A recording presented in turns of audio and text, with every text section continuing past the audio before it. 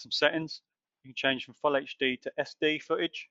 As you can see, the picture quality change. If the picture's buffering, selecting SD quality may help loading the footage, from what I've noticed over time.